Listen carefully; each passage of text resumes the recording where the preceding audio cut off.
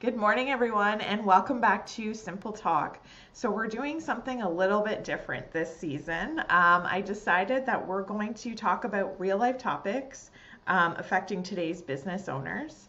And so, this is my first episode here with Alix Carr-Harris. She is the owner of Haymakers Coffee Co. on Wolfe Island. And recently, Alix and I were in a workshop together, and she started telling a story about how she went to Guatemala. So I would love for everyone to hear a little more about that. So, Alix, welcome and tell us about your trip. Woo! Yeah, it rocked. It was this amazing opportunity that my girlfriend Jen Miller, she and her family travel all over the world, and they spent prior to the pandemic like half a year in Guatemala. They've got real love and community down there. And so Jen came back from a visit, like sort of just last year, sort of the first one for COVID, and it was a big deal. She hadn't been to see her people in a while. And she came home, and we go for these crazy walks, and she's like, I have a question for you. I was like, all right. She's like, I'd like to take you to Guatemala, and let's go meet the women from the coffee farm where you source your coffee. I was like, what? She's like, say yes. I'm like, hell yes. Who would say no to that? And so this was this amazing opportunity for me because it rocked my world. It was 2.5 weeks. And Jen, I didn't have to worry about logistics. I didn't have to worry about language because Jen had that. Like, she's well versed. So I could just immerse myself in this experience. And it was just wild. It was in November of last year. So, it was traveling with, through COVID. Landing in this unbelievably beautiful and brutal kind of reality. There is no social safety net down there. There's no pollution management. There's no water service, septic. There's no postal service. It was wild. And so I really got kind of smacked in the face with my privilege. And it was really uncomfortable for the first little bit. And so we, land in Guatemala City, and then we go through Antigua, which was like, as Jen's son refers to it as the, Disneyland of Guatemala. And I was like, oh, interesting. And then we go up to the community where she spends most of her time is, it's around Lake Atlan, San Marcos, La Laguna, sorry. There's a bunch of villages around this like elevated high lake. Anyway, and it's kind of full of expats. It's very interesting. Again, another person was like, Guatemala is full of people who have to be there and who want to be there. It's a very interesting mix of eclectic humans, and but a lot of expats. And that was sort of interesting. And then Jen has a Mayan family that she is very close with, and they spend, so helps them. Her whole jam is sustainable, dignified work. A lot of the expats, employ Mayan people as like, daycare and housekeeping. And so Jen really wanted to support them in their art and their craft of weaving. And so she helps them. Yeah. So, these beautiful, exquisite pieces of work. And so she helps them sell them. And that, so when she comes in, this is what she does. And she helps them, like, they price it. She doesn't own any of it, right? She sits with them, and we take pictures. So we do that. And obviously, working with them on social media in terms of like selling them on social media through her people. But, this family, they decide.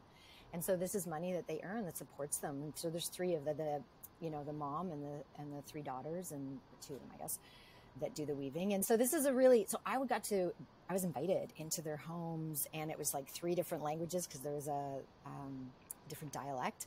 So, and it was fun to be able to catch when it was like Spanish switching into Quechua, and to be able to listen, and to be invited into their home and to be included was super special and eye-opening, to say the least. And so that was, again, still that, I mean, it was just an absolutely beautiful place, and an amazing experience to be in this community with her family, is how she describes this Mayan family. And then it was time to go up to the Ixil region, sort of the northern highlands of Guatemala, which was like a 6-hour journey from where we were. Oh. And it was on, we took the chicken buses, which is just another mind-boggling experience in terms of driving in these crazy, people drive like mad humans, and winding around mountains, because it's all mountains. There's no flat. It's just mountains, mountains, mountains. And driving like a bat out of hell, and they're crossing this line, and there's only one lane, and I don't know how people survive, but there they are. So we go. So that was interesting. And these buses are they're school buses. They get transformed, and they get all pimped out in those great colors and fabulous. Like, they're just so lights and anyway, it's wild and awesome and scary as hell. At one point I was literally terrified. I'm hanging on, and I'm trying not to barf. And I'm like, okay, the mother in front of me with the baby is sleeping, so I'm assuming I'm safe. That's all I got. I just stared at her, and if she twitched, I was like, is this the time I die? It was wild. So then we get up there, and so we get up to Naba, which is sort of like the last town before heading up into the mountains. And it was, again, this crazy frontier and town. It's and Christmas is a big deal, so there are all these lights, and I was dying for coffee. It was very fascinating in Guatemala, coffee producing country. I couldn't find a coffee, and so we asked this, but I'm walking around, I'm like, I need some caffeine, like, I'm not going to survive. And so we asked a police officer for some coffee. He's like, yep, follow him. So we follow the police officer into this, we go around the corner, and I get handed a styrofoam cup with a blue plastic bag with brown liquid in it, tied off. And that was my coffee. And I was like, is this a science experiment? Like, what is this? I don't know. Anyway, it was like, so poured in, that's their coffee. It was super, super sweet. And it tastes like puffed wheat cereal, like old school, like came in those big bags. Like, and it was Sugar Crisp? Yeah, but not even that. Like, I don't know. When I was a kid, there was this like I don't know. Anyway, that's what it tastes like. I was like, this is not coffee. It was fascinating.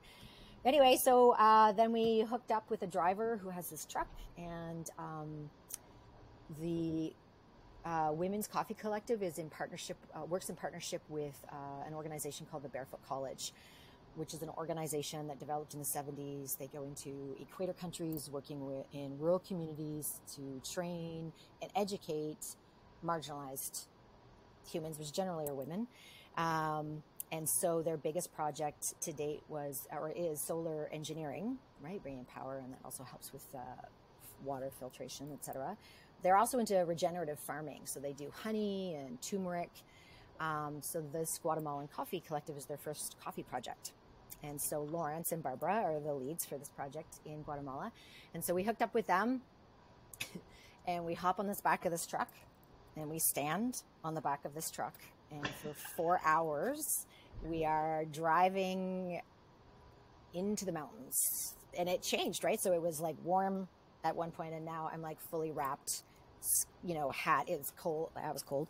And yeah. And I mean, I swear, around every vista, like every time we go around the mountain, I was expecting a dragon or a dinosaur. I mean, it was just absolutely exquisite and wild and beautiful, but also like evidence of like I was coming into the dry season, or I was there at the beginning of the dry season. So there's lots of evidence of massive, road washout. And, the reality is that industrial food, the mass deforestation is, makes it unstable. And so then they get these massive mudslides in the rainy season, and this wipes out roads. And in a country where, there's not a lot of support. So, so this cuts people off in these communities, healthcare, food, employment, it's crazy. And besides being, unfortunately, on the mountain when that would happen. Anyway, so it was pretty crazy. The roads were just, I mean, potholes like the size of the vehicle. Like it was just wild, and terrifying again. And then we were picking up, you know, grandmothers and their grandsons with their machetes as they're heading up the mountain and catching a ride, because of course there's no real bus system like public. People just pick people up.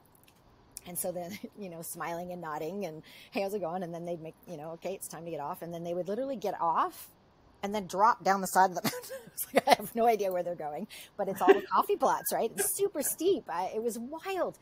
And then, you know, we arrive at the top of the mountain, is what it felt like, into this amazing village. The coffee collective has now come up with their name, is Mayan Mountain Coffee. And it's 15 women farmers.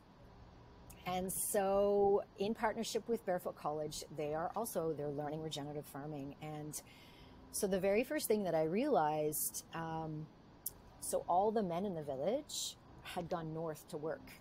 So the women coffee farmers are literally doing it all. And with the college are really learning how to own their business. So Juana is the lead, and she is negotiating price.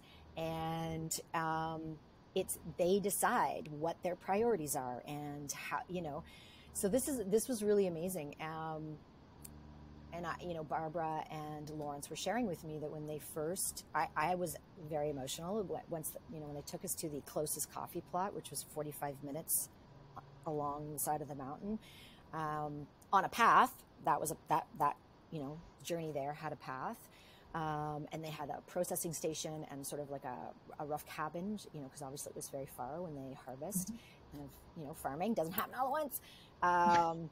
So you know, they stay, and so then they dry the, you know, they have a kind of like a greenhouse space where they can dry the beans on beds, and then they load all those beans, every single bean, into a burlap bag, leather strap around their forehead, on their backs, and that's how they get it back up the mountain. Every single bean that goes into those bags of coffee that we sell, that was the one that was accessible. Like the next, and unfortunately I can't remember her name right now, Murphy's Law, the other farmer, she took us to her plot, and at one point I'm standing, so we leave this plot. Mm-hmm. It was very accessible, and then we, you know, traveling through the field, and it's incredibly steep. So I'm like standing, and my hand is straight out, and that's me leaning on the mountain, to give you an idea of how steep it is. I'm standing straight up, kind of leaning into the mountain. So and beside me are the banana trees, and then citrus, and then the coffee, right? So they're partially grade, kind of like the Three Sisters idea, right? So I am like, why have we stopped? And she's making sure it's safe. I was like, what? Anyway, so carry on. So there's no path. It's just lots of grass, tall side of the mountain, and we're bending down. We're going through foliage. Like I'm crouched down trying to get through here. And all of a sudden there's a crack in the mountain with flowing water, which I have to stand, like, I can't tell you the butterflies in my butt. I thought I was going to get sucked down. I was so terrified. I'm like, I'm going to die. And there's like, one son is just buzzing around the mountain, like no fear whatsoever. I'm fully in my like hiking gear. I couldn't tell you how many times I wiped out. They're full traditional, you know, they're beautiful weaved clothes, but it's like a skirt and long skirt. And then these little shoes, do you remember like jelly shoes with that little wedge here? That's what they have on their feet. And they don't even flinch. They're just like it was no big deal. And I'm like tumbling. I have like vegetation sticking out of my hair. Yeah. Alix is a train wreck. Yeah, totes train wreck.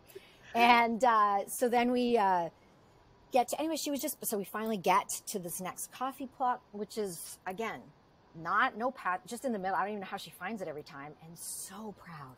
Her beautiful red cherries on the trees are just coming out, and she's just absolutely thrilled and owning it. Like it was just awesome. So we finally make our way back up, back to the village, where they host us for this beautiful traditional lunch, and we're sitting around this table. And at this point, I've now lost the plot. I'm completely overwhelmed with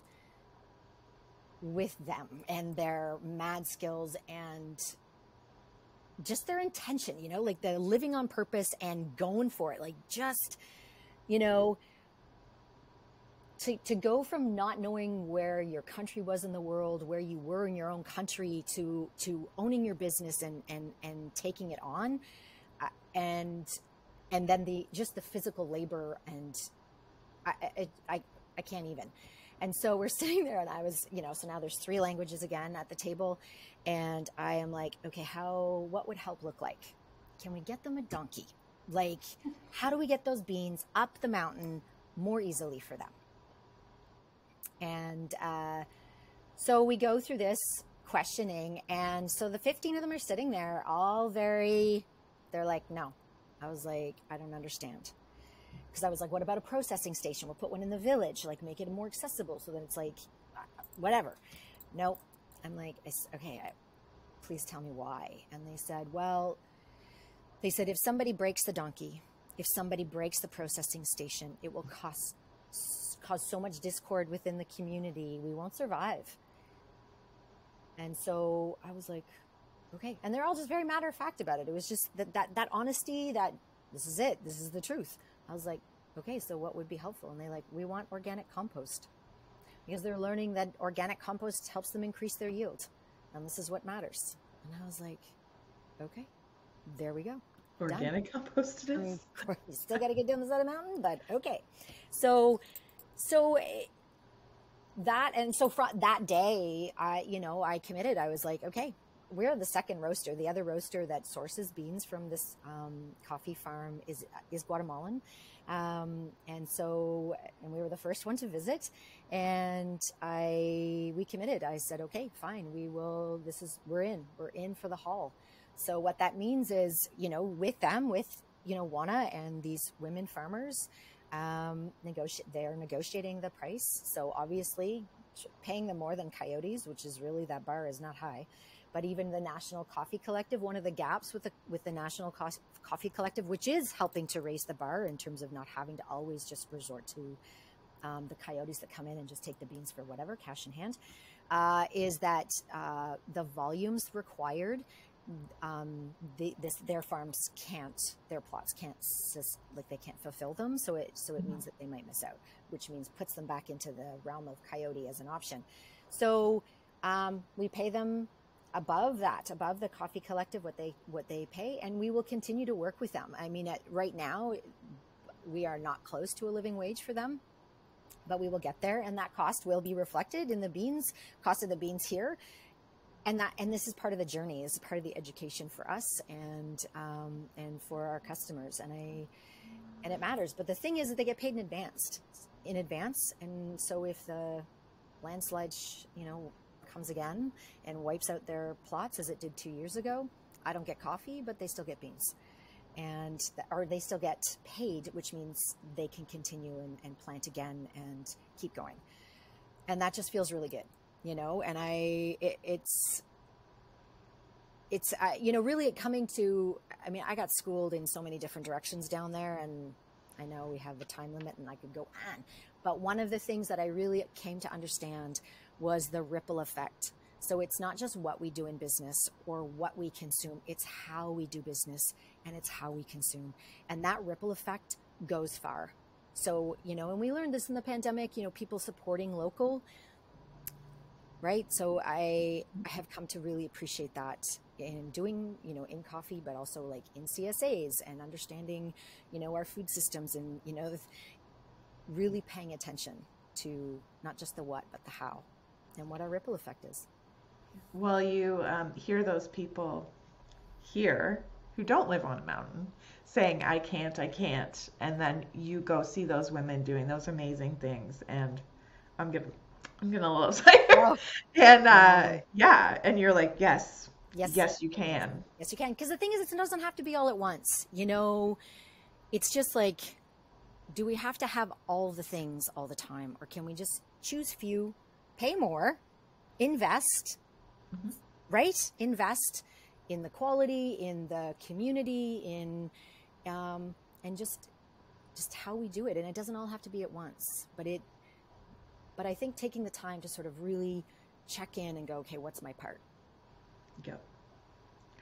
So today, everyone, when you're getting your first or third cup of Yes. coffee, maybe think about this story that Alex just told and what all those women had to go through just to get those beans to make you that coffee.